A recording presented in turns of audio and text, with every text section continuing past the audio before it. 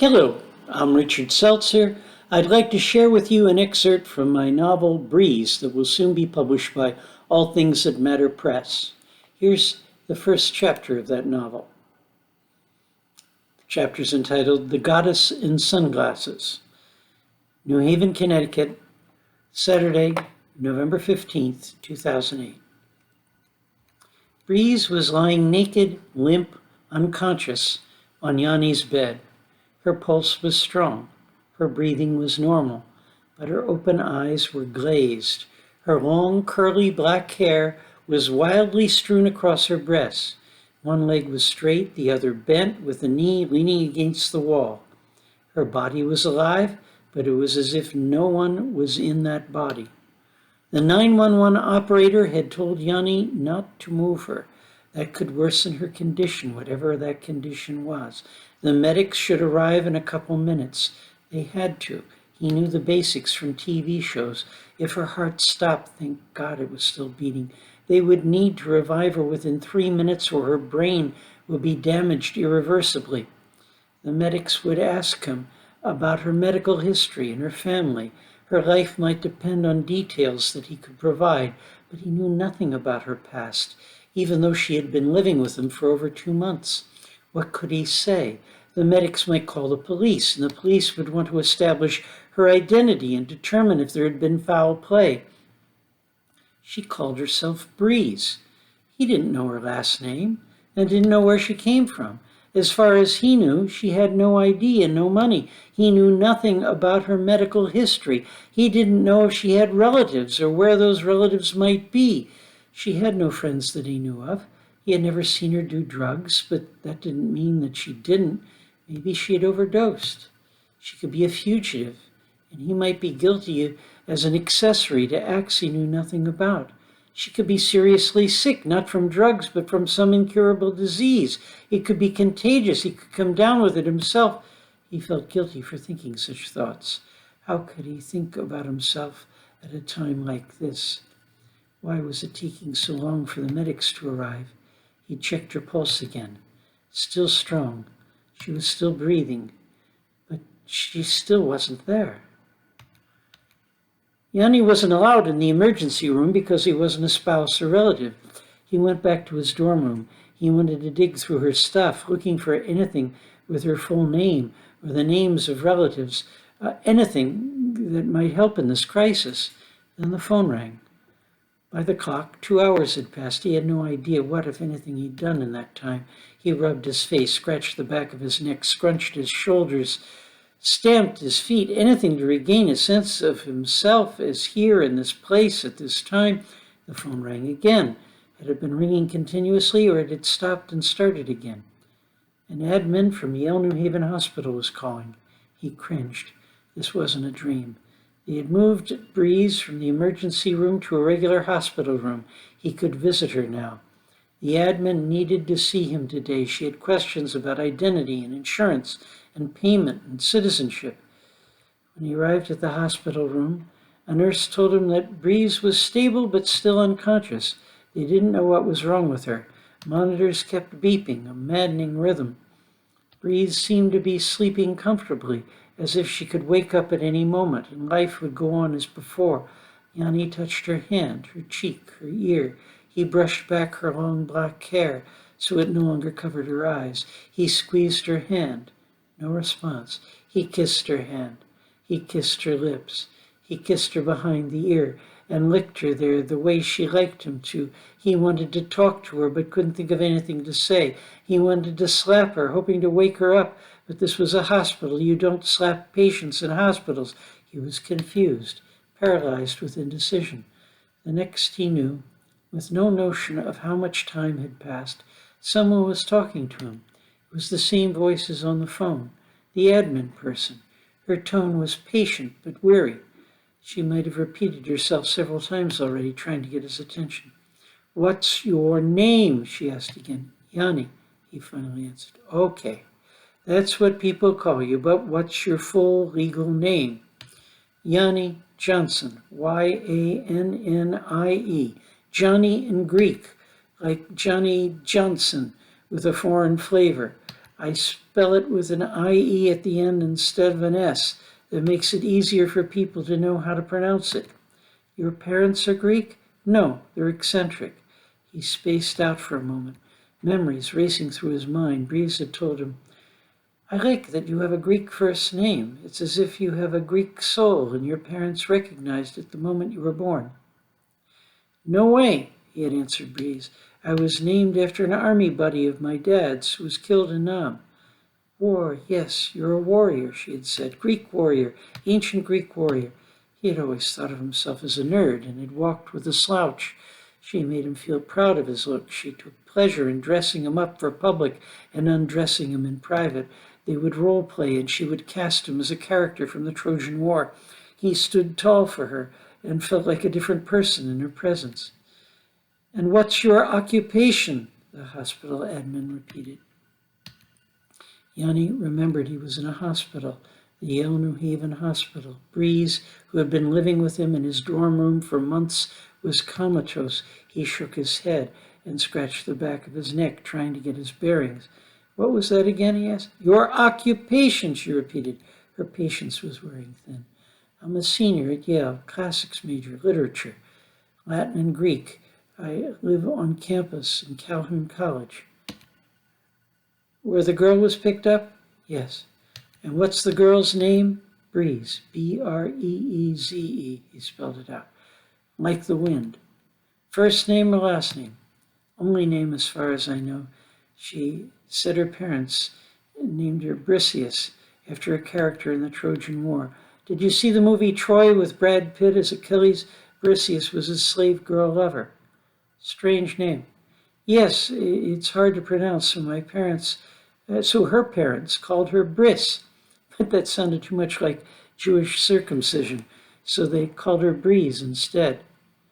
It's a roundabout way of getting a name, and where are her parents? I don't know. And what's your relationship to her? He hesitated. Undefined. But she lived with you, right? Yes, she lived with me in my dorm room for 2 months. So it would be fair to say that you're friends. Yes, friends. Say we're friends. And you don't know of any other friends of hers who might know more about her? No, just guys at college who knew her through me. No one from before that. I realize that this happened just a few hours ago. You haven't had time to deal with the shock, but the rules must be followed. Her vital signs are strong, but she's unconscious and we don't know why. She needs to be hospitalized, but we don't know her name or if she has insurance or whether she or anyone else in this position to pay for her care. We don't even know whether she's a U.S. citizen, much less a citizen of Connecticut. You seem to be the only person around here who knows anything about her, so we have a problem. You're a student with no financial resources, and since you aren't married to her, no insurance of yours could help pay her bills. Not knowing anything about her and her being in a coma, but in no immediate danger, we'll have to petition that she be made a ward of the court. Then she'll be transferred to a long-term care facility, and this hospital won't be able to perform tests that might determine what's wrong with her and what should be done for her. He buried his head in his hands. His mind was a blank. He felt numb. He had no sense of time. He had no idea what to do. When he looked up again, the admin was gone. Shit, he screamed in frustration, then buried his head in his hands again. He needed to talk to someone. To Lauren. She wouldn't want to talk to him, but he needed to talk to her. They'd been friends since childhood and lovers since freshman year until Breeze appeared at his door a couple months ago. He hadn't spoken to Lauren since then. He had her number in his contacts. He hit it. Her phone rang. She answered. Yanni? Yes, it's me. And to what do I owe this honor? It's that girl. The girl who suddenly appeared at the door of your dorm room? Right. The girl who put you into a trance at first sight? It wasn't exactly first sight. Well, I don't want to go down that rat hole and find out you're an even bigger rat than I imagined. So what about this love of your life? Have you popped the question? Are you crass enough to invite me to the wedding? She's gone. That's what I called to tell her. To tell you, she's gone. She dumped you. Big surprise. Congratulations. Get drunk. Wallow in self-pity. Alone. Don't come crawling back to me. I'm doing fine. No thanks to you. The thanks goes to George from Dartmouth. You found someone? I'm glad. Sincerely, I'm sorry about the way I treated you, but you misunderstand. You see, Breeze, is that the bitch's name? Breeze? What kind of name is that? I can explain. There's lots to explain, but none of this matters now. What I'm trying to say is that her body is here, but she's gone. She's dead? Lauren changed her tone abruptly, now concerned and supportive. What happened? Was she hit by a car? No, she's in a coma, and the doctors don't know why and don't know if she'll ever come out of it. I'm at my wit's end. I need to talk to someone. You were my best friend before Breeze came along, and I treated you like shit, and now Breeze is gone, and I can't think of anyone I'd rather talk to than you. Can you still be a friend to me at a time like this? Can you come down here to the Yale New Haven Hospital and sit with me and let me talk it out and get a grip of myself? So you just found her unconscious? You stumbled over her? He hesitated, then mumbled. What? She proceeded. Not exactly, he admitted. God, was it a Private Benjamin moment? It was that, wasn't it? She conked out in the middle of screwing. She laughed nervously, loudly. It's not funny. Of course not. I'm sorry. She sounded sympathetic again, despite the pain he had caused her. You must be... I understand. I think I understand. You can count on me. His memory must be playing tricks on him. His mind was switching off and on in panic mode. The next he knew, he was once again sitting in a plastic chair in a hospital room. Breeze was lying comatose in the bed beside him, and Lauren was staring at him from across the room. He blinked and made a conscious effort to focus his eyes on Lauren and make eye contact with her. She was 5'4", about 4 inches shorter than Breeze. Short red hair, white blouse, green plaid skirt to the knees. She had dressed that way in high school. She felt comfortable and safe in that outfit. He guessed that she chose to wear it now on this awkward mission as a statement that she wasn't out to attract him again and that she was comfortable being herself for herself. She had lost a few pounds since he last saw her. She was even more attractive than before. Elbows out, hands at hips, she looked determined and ready to take on the world. Seeing her like this made him aware of how scruffy he must look. Rams jersey and sweatpants, both old and not recently laundered, the first items of clothing he had chanced upon, hair over his ears, a couple inches beyond needing a haircut, unshaven. There hadn't been time for grooming this morning. He slouched, self-effacing, unsure of himself. In contrast to Lauren, he looked tired and vulnerable. He got up and stumbled toward Lauren, arms outstretched to hug her and be hugged. No, said Lauren, holding out a hand as a stop signal. Don't touch me. Talk all you want. That's what I'm here for. Sit back down and tell me what happened. Well, the doctors... Not the medical stuff, not now. First, tell me about you, she requested gently, in a kind of voice she might use to calm a child who is hurt or angry. However much I might try to be sympathetic, there's a part of me that's pissed at you, that needs an explanation. I came here for me as well as for you. After you, my best friend, the man I expected to marry, suddenly dumped me, I felt like shit. I feel better now, but I still need closure, so start your story with how you met her. Help me understand how she made you forget me. You said in the phone that when she appeared at your door, that wasn't the first time you met her. So tell me, how did you meet her? He sat once again, with his elbows resting on his thighs, and rubbed the furrow between his eyebrows with the back of his clenched fists. He breathed deeply, shut his eyes, and began again.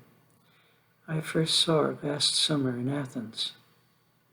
Saw her from a distance, or saw her meaning you slept with her? Lauren leaned forward, her eyes wide open.